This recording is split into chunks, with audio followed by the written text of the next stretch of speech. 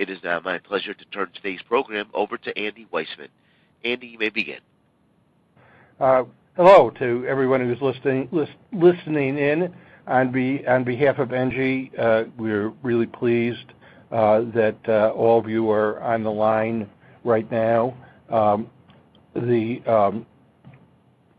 I can ask Andrew to advance the slide, just to give you an overview of the program. We're going to have two speakers today. I'll start off. Many of you have listened in to other webcasts that I've presented on behalf of ENGIE over the last, it's actually been 7 or 8 years now that we've been doing this. So I won't spend any significant time introducing myself, but we're also very fortunate to have a second participant in the program, Joe Dalton, who is the Government Affairs Director for ENGIE, and Joe and I have spoken on other programs in the past, and I know he has a incredible depth and knowledge of legislative and regulatory matters that affect the energy markets. Just to give you a little more background regarding my firm, EBW Analytics Group, I wear two hats. I have a team that puts out a series of publications daily, weekly, and monthly on the electricity and natural gas markets. And I also, my own background is as an attorney, which is especially helpful in really understanding the impact of energy and environmental legislation on the energy markets. And when I have my lawyer's hat on, I'm senior counsel at a large international firm called Pillsbury Winthrop Shaw Pittman. In terms of the publications that we put out, many of you who are listening already subscribe. I want to highlight two in particular. One is called our Energy Risk Report, which comes out in 4 parts illustrated on the left. And the other I want to highlight is on the far right is our Energy Flash Report. The Energy Risk Report comes out monthly, the Flash Report actually daily. They've proved to be extremely popular. Many of the largest commercial, industrial, and institutional electricity and natural gas users subscribe to both publications, and if any of you would like to have, who are not already subscribers, would like to sign up for a trial subscription, please contact us and we'll be glad to arrange for that. We're really proud of both publications because we think they give one of the best succinct analyses of the electricity and natural gas markets that you can find anywhere, and we have a very large number of household names and other electricity and natural gas users who subscribe to the publication. We can move to the next slide. We're going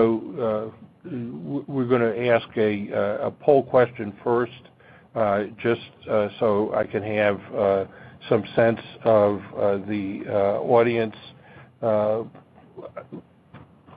Matt or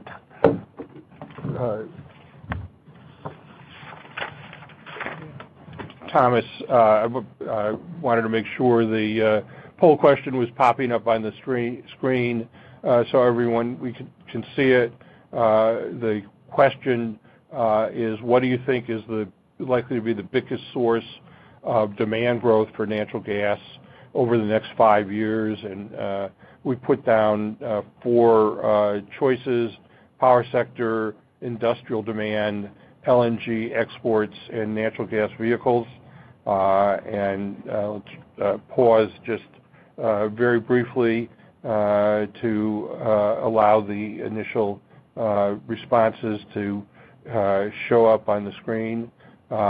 Interesting. It shows an almost even split between the power sector and LNG exports, as the sources of increased demand for natural gas. And let's now close that out and move on to the next slide. And I'll try to address that issue specifically, among others. Essentially, I wanted to start, what I wanted to emphasize is kind of the context for the presentation that we're going to give today. As you'll hear, for reasons we'll describe, we think that there is currently significant upside risk for both natural gas and electricity, and we'll explain the reasons for that in some detail.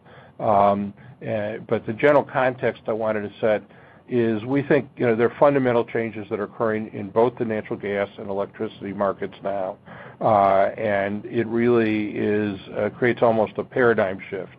Except for the period of the polar vortex, we've generally, for the last several years, had prices for electricity and natural gas that have been moderate. Electricity prices, electricity futures, and spot market prices have actually gone down significantly. Natural gas, as a broad generalization, has been lower, but we think we're at the start of a major transformation that is going to affect prices in both markets, and at a minimum, it's going to lead to a situation of much greater price volatility, which we've already been seeing since the start of the year in the natural gas market.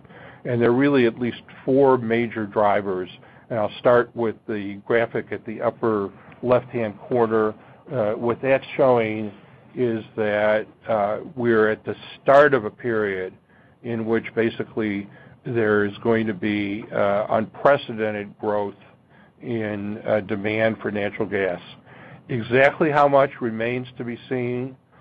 If the largest driver is shown at the bottom of most of the bars, the light blue, is that if the LNG export facilities are fully utilized or even just heavily utilized, the single biggest change in the natural gas market is that if the LNG export facilities are used heavily, they will create a tremendous increase in demand all by themselves. And that source of demand, as it relates to the poll question, actually has the potential to be significantly larger than the increases that will also be occurring in power sector demand that simultaneously with the increases in LNG exports. But the bottom line is that all the major sources of demand are basically likely to grow very rapidly every year over the next 4 or 5 years. And that really creates the context for the whole rest of this discussion, because the question fundamentally, which we'll try to address head on, is there's no question that there's plenty of natural gas in the ground to meet that demand, at least over the period of the next 5-7 years. And how will the increases in production occur compared to the expected increases in demand? And that's a very complex question. If the producers were able to anticipate exactly what the increases in demand actually will be and plan to produce just enough natural gas to meet those increases, prices will continue to be moderate. But it's actually very unlikely that that's what will occur. There's a lot of uncertainty as to what the demand will actually be. That in and of itself makes it difficult for the producers to gauge exactly how much demand will increase in any one year. And there historically has been a tendency for the producers to overreact to increases in demand. And so the question is, what will actually happen? And we'll go into that in detail, but the general context is that on an aggregate basis, there's at least the potential for really an unprecedented increase in demand. Second major factor, upper right, we've already seen tremendous retirements of coal-fired capacity that has lots of implications for the market, and it includes the fact that the market is now more subject to price volatility because the way the market has balanced supply and demand over the last several years is by shifting the relative use of coal-fired plants and natural gas-fired generation.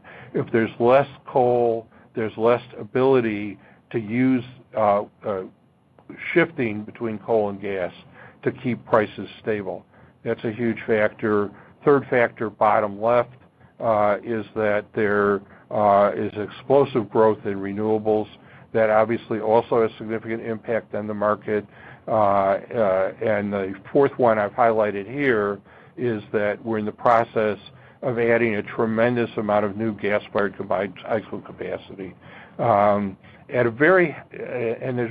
really a fifth factor that is more in Joel's bailiwick that should be put in the context here.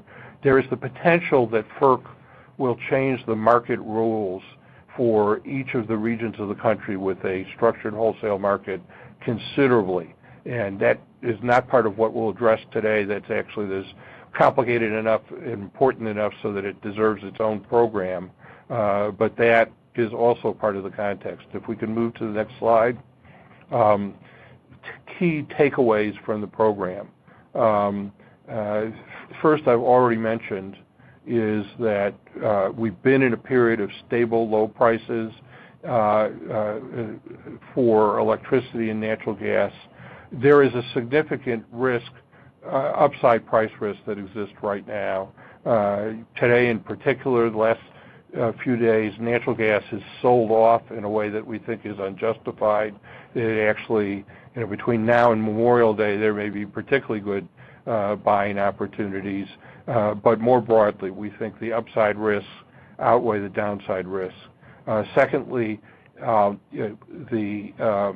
second major point is that really going forward every year, we think the risk of price volatility, upside risk, some years downside risk, other years, is going to increase significantly. Thirdly, there are more uncertainties in the market now than there typically have been in the last several years. One uncertainty that's always existed is the impact of weather, but we're seeing more extreme weather, so those impacts are often more severe, potentially in both directions. Another key factor we'll talk about is the timing and magnitude of pipeline additions, key factor. Third is what happens in the LNG market. Fourth is the rate at which production is ramped up. And so far, actually, the producers have underreacted, which could create a tighter market. And finally, we're starting to see, and we think are going to continue to see, massive increases in oil production, which will result in at least some increases in associated gas. They're an important factor as well. Point four, this greater uncertainty increases significantly the importance of two things. One is locking in favorable prices through hedging in order to reduce exposure to upside risk. And the second, which I know ENGIE has been heavily focused on, is the importance of customers being able to monitor accurately and control their own use of electricity and natural gas, to take advantage of times when prices are low and to reduce use quickly at points at which prices increase significantly. And I won't dwell on that now, but ENGIE is offering a whole series of new services that we think are actually quite critical to meet what we think is going to be an increasingly important need in the market. And the fifth factor is that given this increased volatility, we think it's going to be important to really stay abreast on the market and the changes that are occurring on a very intensive basis, which there are a lot of resources to do that. Our publications are one potential resource that I think can help people do that. If we can move to the next slide. Again, I want to highlight, I think this might help give you a picture of where we're going. Right now, if you look at where prices are, we've come down from the highs last winter. We'll talk about for the reasons for that. And right now, the forward curve for natural gas has prices going up somewhat during the remainder of this year, but basically the forward curves for Cal 18 and 19 are still below the strip for the remainder of this year and next winter. Upper right, that just shows you graphically the tremendous increase that's occurred, is already started to occur in LNG exports. Bottom left, as you see, can see kind of, ironically and negatively from a customer standpoint, even though we've already started into this period of increased demand, we're actually seeing U.S. production go down. That will clearly change. It's already started to change in the last couple of months, but we're in a hole currently, and the fact that production has been declining creates a real question as to whether production will ramp back up fast enough to meet market needs. And that timing involves partly decisions by producers as to how rapidly they will increase production. And part of the calculus right now is that the producers are really heavily concentrated on increasing oil production in Permian Basin, and that while there is some gas that comes out of that, it's smaller than many people seem to think. And the fact that the producers are so oriented towards oil increases the risk that the ramp up of natural gas won't be quick enough. The fourth kind of contextual point is that the other factor besides producer decisions that is going to affect the adequacy of supply is that there's a tremendous amount of new natural gas pipeline capacity, so to speak, in the pipeline. But there's a huge question about how rapidly some of that will come online, partly because of the regulatory delays that have been occurring with the FERC. The FERC, as many of you know, doesn't have a quorum right now, and so it can't even act on some of the pending pipeline applications, and so that's an issue. And then there's always an issue of potential impediments for the construction of pipelines that already have been approved, including the Rover pipeline that we'll talk about more later. If we can go to the next slide. Our analysis shows, if we look at the first bullet, that the market is currently undersupplied by a very large amount, by an undersupply of 3.4 BCF a day in a normal weather scenario. That is really critical because even a much smaller imbalance in the market can push prices quite high. What's actually been happening over the course of this year is, on the one hand, we have seen a pretty major increase in natural gas prices, and actually today is almost exactly the 1-year anniversary of a webcast I put on in mid-May of last year, in which I said basically it was almost inconceivable that natural gas prices would stay where they were, that essentially the market had priced in a worst-case scenario. And there was some disagreement about that at the time. Specifically in the webcast, I said, since the webcast was about 10 days before Memorial Day, that we could still see a dip in prices as we headed into the Memorial Day weekend when demand is particularly low, but that we've had a high level of confidence that prices were going to rise significantly. There was actually some dispute about that in the trade press at the time, but that turned out to be a dead-on prediction. But the point here is that the increase in, given the severity of the undersupply, the increase in the past 12 months could have been much, much greater. And you can see with the map at the lower left, the only reason that we haven't seen even greater price increases is that we had an incredibly warm winter last winter. And if you look at the graph at the right, that had a huge impact in demand. It reduced demand by almost 1 TCF, and that, if that hadn't occurred, to give you a sense of how significant the upside price risk is right now, if that hadn't occurred, we might well have seen prices that are $1 higher. If we can move to the next slide, really just illustrates how significant that is, because if you look at the light blue line, it shows how much higher prices have already risen compared to the prior cycle. And if they'd been $1 higher, not only would that have a huge impact on natural gas costs, but it on average would have differed by region, but on average might have increased electricity prices by around somewhere just a little less than $10 a megawatt hour. That highlights the importance of weather, but it also highlights the importance, the extent of the imbalance in the market. The imbalance, as a result of the imbalance in the market, we were able to put a little more natural gas in storage than the 5-year average, but actually not much, even with very mild weather. We had to use so much more gas for space heating that we ended the winter with only a little bit of a buffer compared to what we really needed.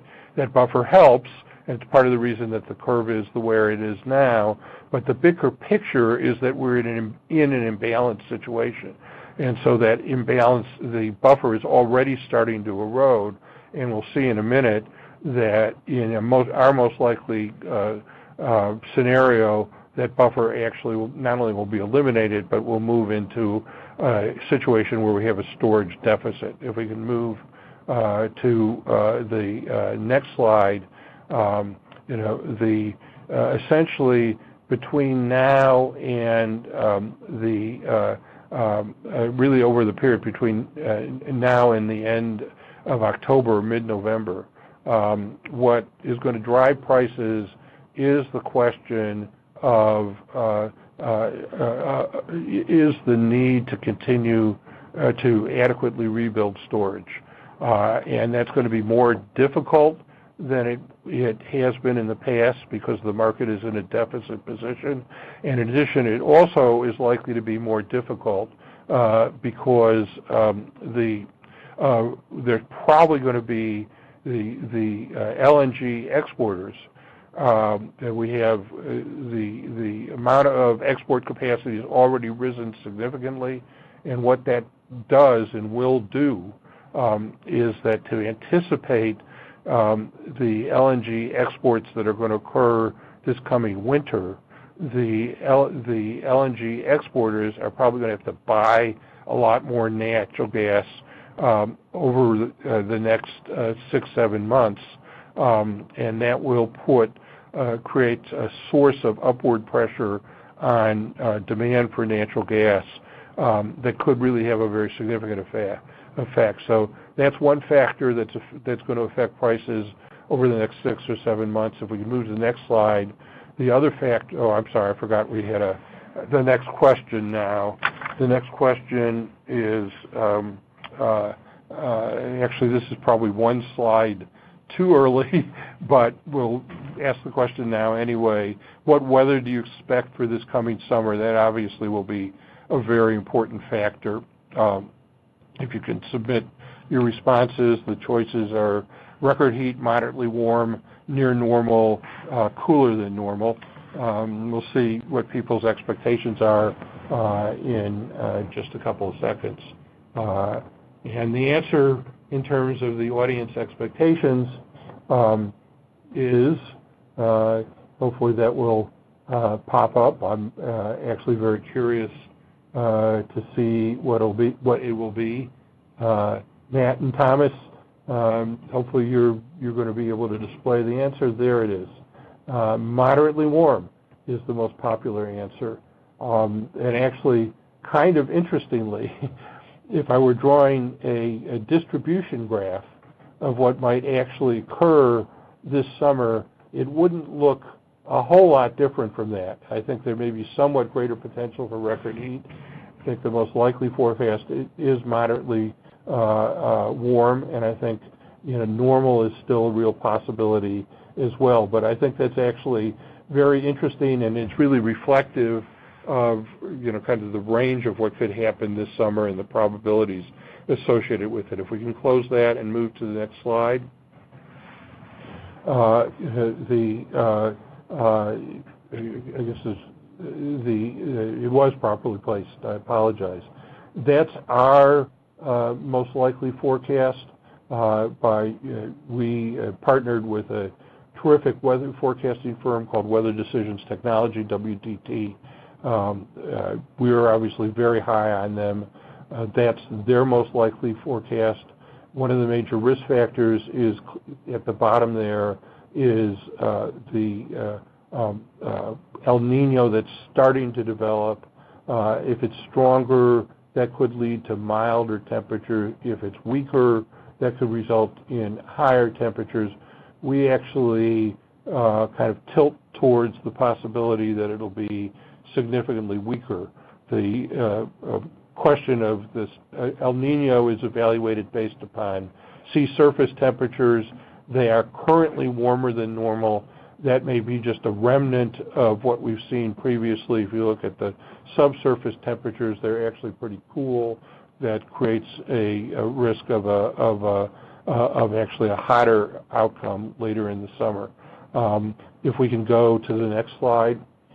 The other factor that is affecting the market right now is that because the market is imbalanced, if you look at the gray bar to the left, even in a normal winter, we're likely to have a very high withdrawal. And so actually, if we had more storage capacity, it actually would be desirable to build it even higher. But the market has recognized that there is, to a degree, that their market is likely to be particularly tight this coming winter. And so to some extent, what's been happening is that has pushed up the price of the winter month contracts, which has then pulled the summer and fall month contracts up with it. If we can move to the next slide. I've got another poll question. Do you think electricity generation from natural gas will be higher or lower than last year? Choices obviously are higher, lower, or about the same. Let's see. Hopefully the questions have popped up on your screen. They're not available on ours currently. So I guess we'll need to wait for the answer. Our expectation actually, and this involves the coal displacement issue, prices were significantly lower last summer than we expect them to be this summer. And weather demand was particularly high last summer. And the higher prices are going to, all other things being equal, reduce gas use and increase use of coal instead.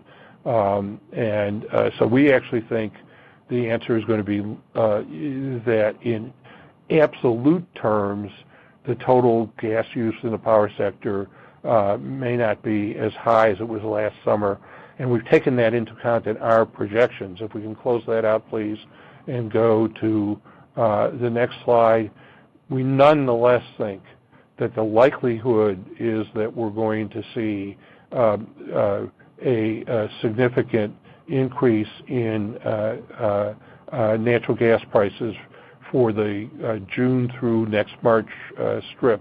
And the fundamental driver of that, lower left, is because the market is imbalanced, even in a moderately hot summer, we think what we're going to see starting in another few weeks is that the storage surplus that exists currently is going to erode rapidly, and at current price levels would turn into a big deficit. And we don't think the market will allow the storage to go into a big deficit relative to the longer term averages. But the only way the market will be able to push storage higher is basically by raising prices in order to shift power demand away from natural gas-fired units to coal and make more natural gas available for storage. And at least in our base case, that would require that the strip between the current June to March strip increase to $3.85, and that compares to a current price of $3.31. So we think in just a moderately hot summer that the strip, but compared to where it's going to be today, the strip is could easily increase by 50 cents relative to where it is now. And that's an average over the period of the next 10 months. And so, what that has implicit in it is that unless prices corrected like overnight, essentially if they stay low, as we get further out in time, the actual increase in the strip will have to be even higher, so that the average price for the June through March period will wind up averaging somewhere in the upper 380s. And so that's to address the title question, that's what potentially could drive prices much higher. There still is a pretty significant range, as illustrated by the graph at the bottom right. That will depend on the factors that were listed in one of the early slides. What does the actual weather turn out to be? How much LNG is used? And then a third particularly important question will be what happens with the pipelines. If we can go to the next slide. If we look forward in time to the Cal 2018 strip, there also currently that strip is just above $3, and we think there is quite a bit of upside potential associated with that. And the specific analysis for that is discussed in detail in our reports. If we can go to the next slide. What are the critical drivers? Weather, I think you're all familiar by this point, is a huge driver. The other, though, both short-term and long-term, is what happens with the pipeline additions. And where we stand now is that before the election, before really President Trump took office, FERC was acting very, very, very slowly on pipeline applications. As probably most of you are familiar, the greatest source of potential increases in production is Marcellus Shale and Utica. Right now, there's not enough pipeline takeaway capacity to use all the gas that's in the ground there. There are a lot of pipelines being built to tap that resource. During the last half of last year and the first couple of months of this year, FERC was reluctant, was really having a hard time acting on the pipeline applications. So a lot of the pipelines weren't able to start as early as they were.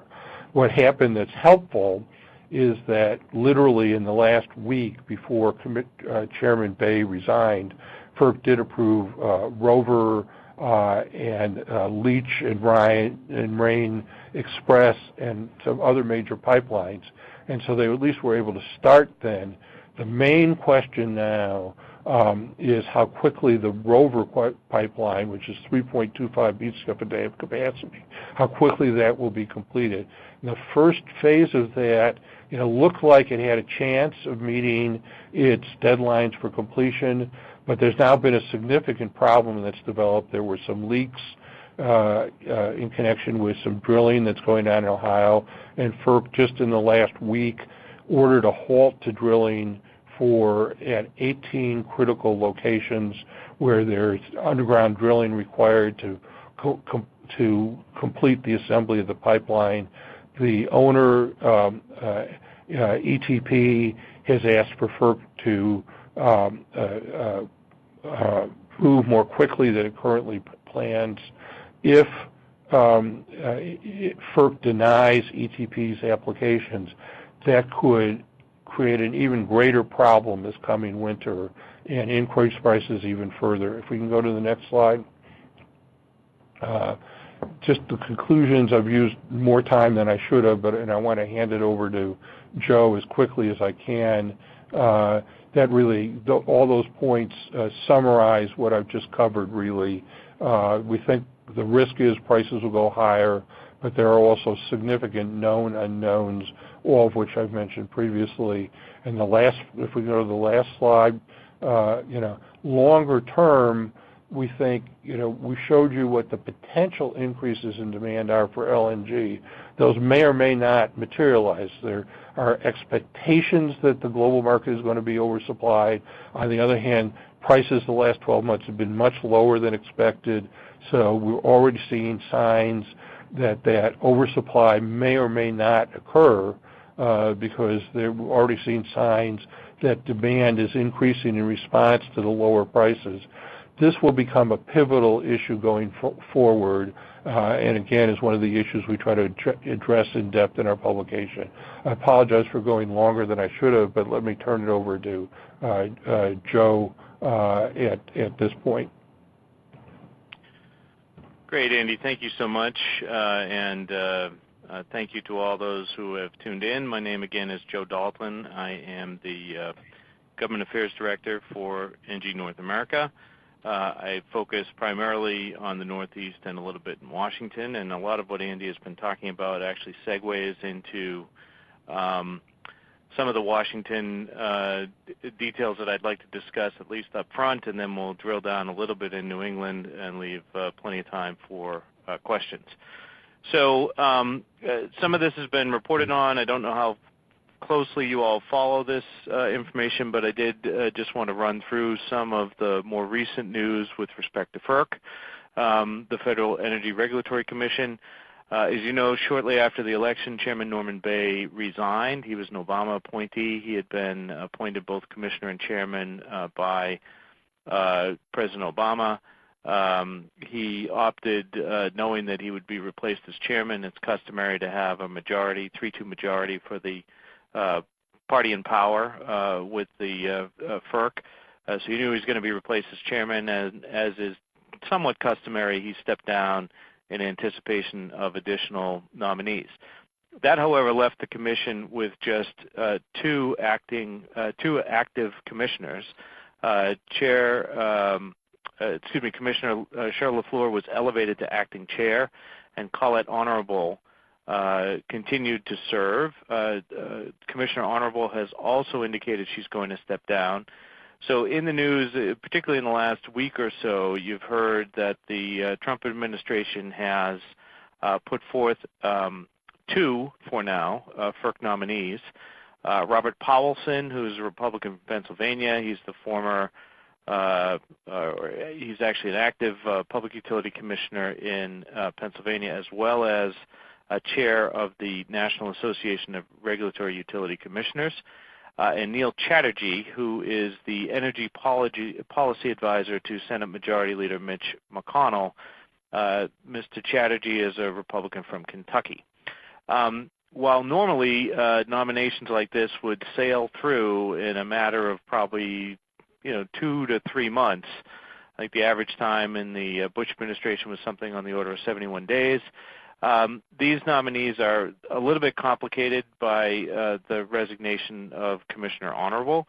So you now have some chatter amongst the Democrats, and particularly even Ranking Member Maria Cantwell has indicated they may delay action on these two nominees unless they get some sense from the administration about who the Democratic commissioner will be nominated.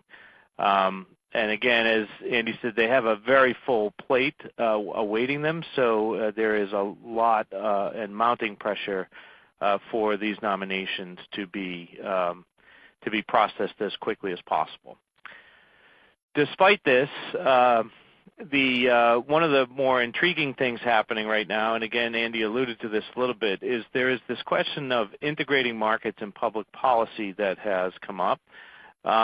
This is a process that kind of began consideration in New England and was prompted by the retirement of nuclear units in Vermont and a scheduled retirement in Massachusetts of the Pilgrim plant, as well as a pretty aggressive renewable procurement strategy. There was a 3-state renewable procurement with the states of Connecticut, Massachusetts, and Rhode Island participating.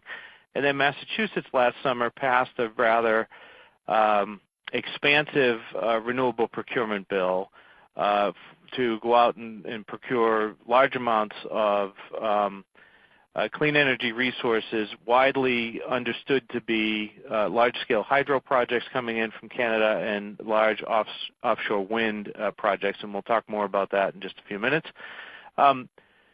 But the integrating markets and public policy, or IMAPP process, really is something that's undertaken to determine whether or not state policy initiatives like these large renewable procurements, which are perceived to be out-of-market interventions, can be reconciled essentially with a wholesale market construct. So in New England, it's happening in a place where they have a very active and pretty well-functioning competitive wholesale market. There were a series of stakeholder meetings that took place starting in August of last year, and then the meetings were suspended in February, in large part because even then it was understood that the FERC would hold their technical conference, and that took place just a couple weeks ago on May 1st and 2nd in Washington, D.C. What came out of that process was the notion that there are significant regional differences in New England, New York, and the Mid-Atlantic, the PJM region, on the policy questions, on whether or not the movement on this area is considered to be urgent in these particular markets, and what is pretty universally accepted, although there are shades of difference, is the economic imperative to do this.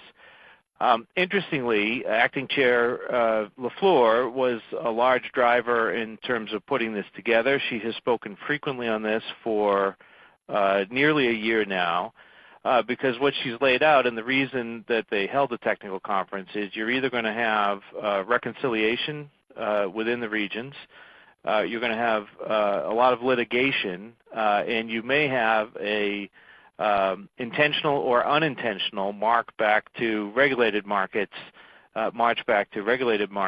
if there is no resolution to these questions.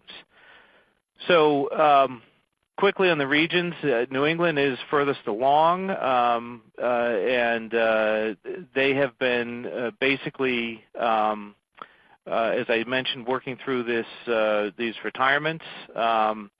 And they're looking at essentially a 2-step retirement substitution auction, and are now looking to see whether or not something like that can carry forward.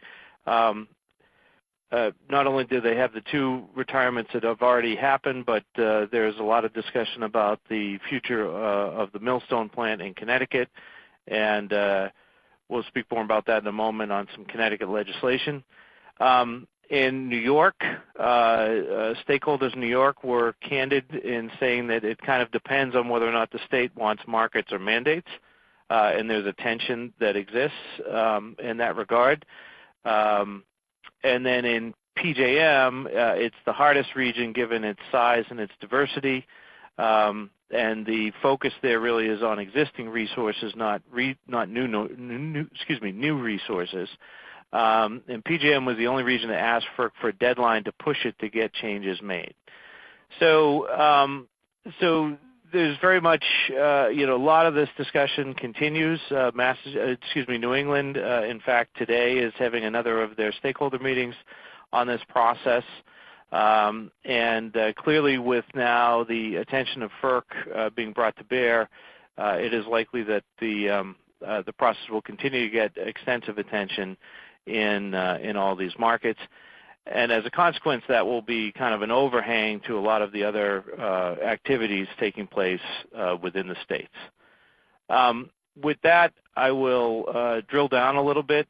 Just again, New England is the region I cover most. If you have questions on other areas, we can certainly work to get them for you, but I'll just drill down on a couple of the issues that are most prevalent and leave some time for Q&A.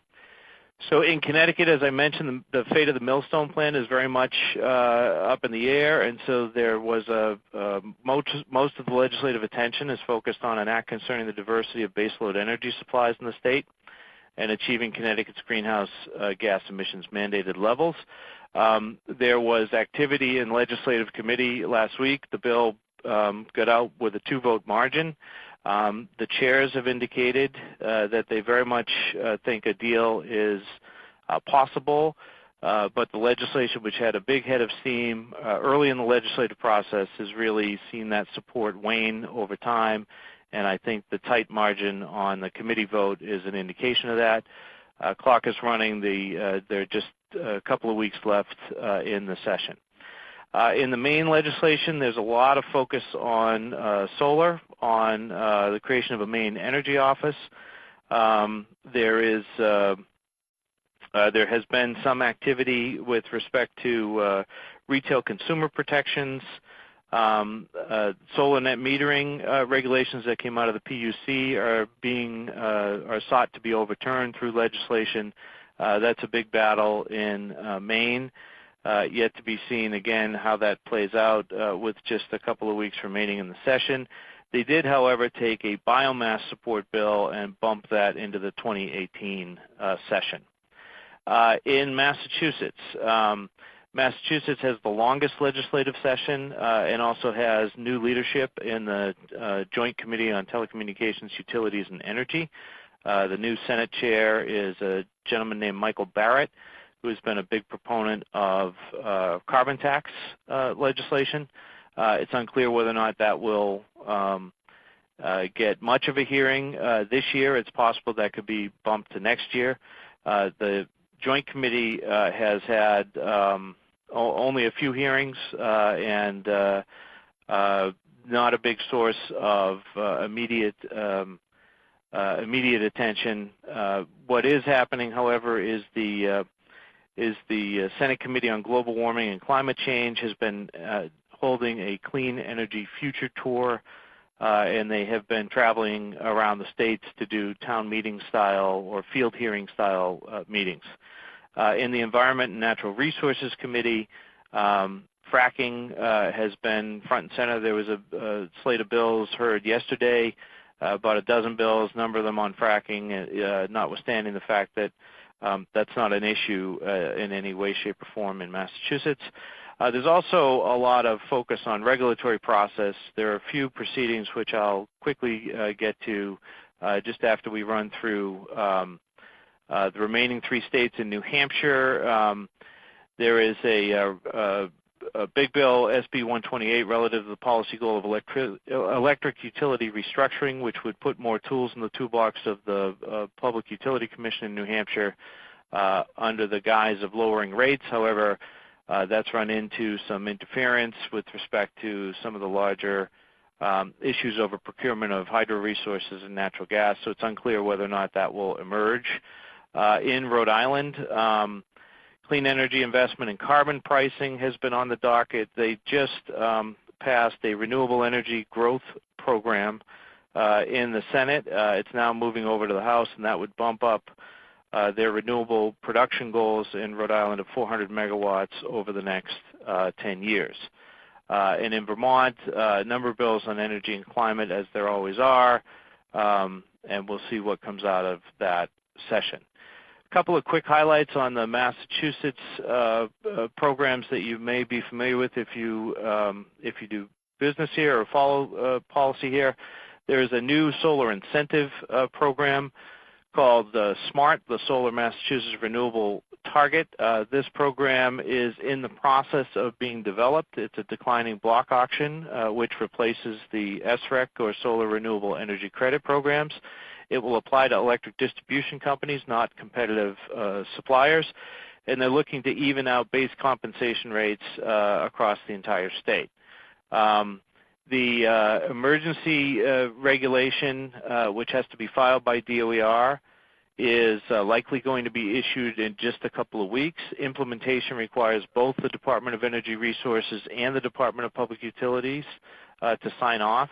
And the hoped-for implementation date, which had been first end of calendar 2017, then first quarter, has now, given the later filing of the emergency reg, will now be quarter 2 in 2018. Storage initiative, this is an active regulatory proceeding at the Department of Energy Resources, and stakeholder input was submitted back in January. Those comments are up on the DOER website. They are still under review. The big question is whether or not there will be an aggressive target on storage implementation in the Commonwealth. The initial notion was that they would have a 600 megawatt goal, and there are comments on a wide spectrum, but it's expected that the goal will land somewhere in the 300 to 600 megawatt range. The alluded to earlier in the discussion on IMAPP is that there is currently underway the long-term contracts for clean energy projects RFP process. So the RFP in Massachusetts was issued jointly by the Massachusetts Electric Distribution Companies and the Department of Energy Resources. It was issued at the end of March. There was a bidder conference held last month on April 25th. The written questions coming out of the bidders conference were due on the May 2nd, and the first set of answers was published, I believe, last week on the DOER website. 9.5 million, roughly, megawatt hours are being sought, deliverable by the end of 2020. Once the questions are asked and answered, they expect to see some proposals at the end of July. And then from the period of about January through April, they're going to select projects, negotiate out the details, execute contracts, and they'll submit those contracts for DPU approval on April 25th of 2018. Final thing I'll say really quick, and this relates back somewhat to a little bit of what Andy was talking about, but there have been a series of recent court and PUC decisions impacting the expansion of particularly natural gas capacity into New England. In August last year, there was a Mass Supreme Judicial Court ruling which basically came down on the side of saying that the Department of Public Utilities did not have the authority to review and approve electric distribution company contracts for natural gas pipeline capacity. A similar decision was reached in the New Hampshire Public Utility Commission. In New Hampshire, that decision is on appeal now to the New Hampshire Supreme Court.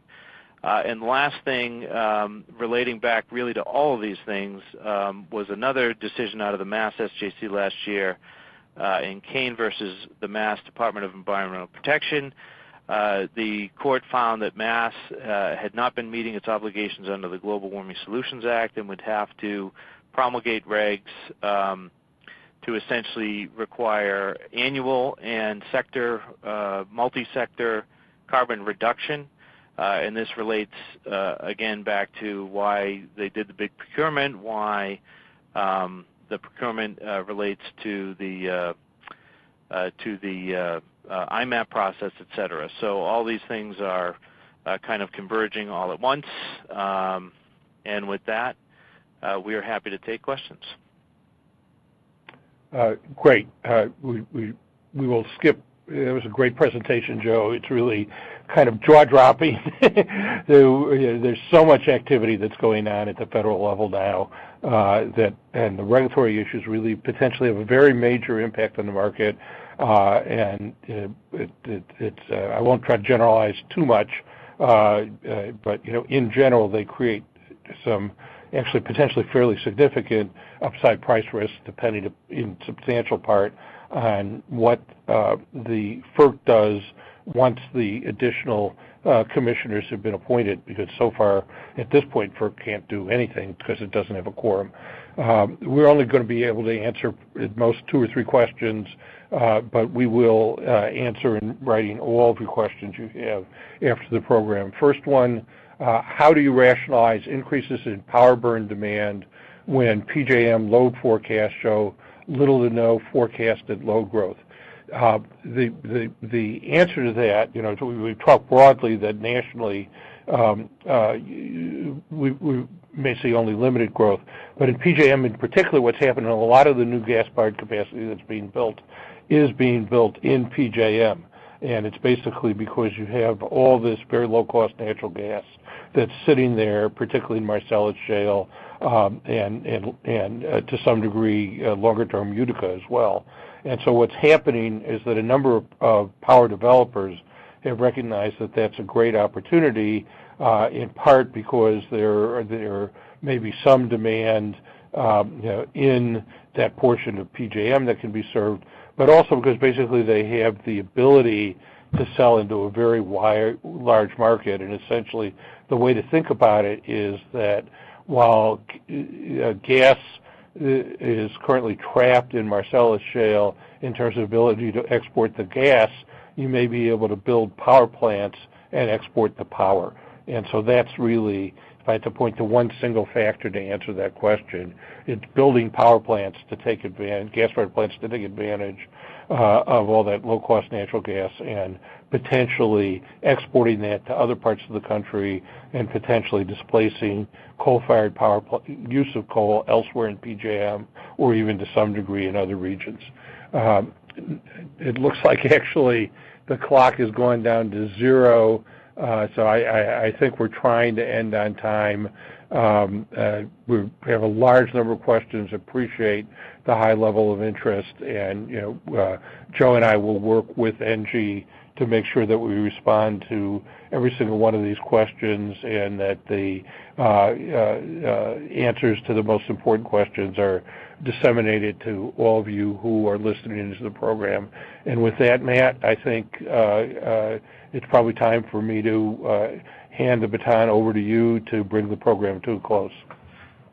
Thank you, sir. Ladies and gentlemen, thank you for participating in today's webcast. This concludes the program. You may now disconnect. Good day.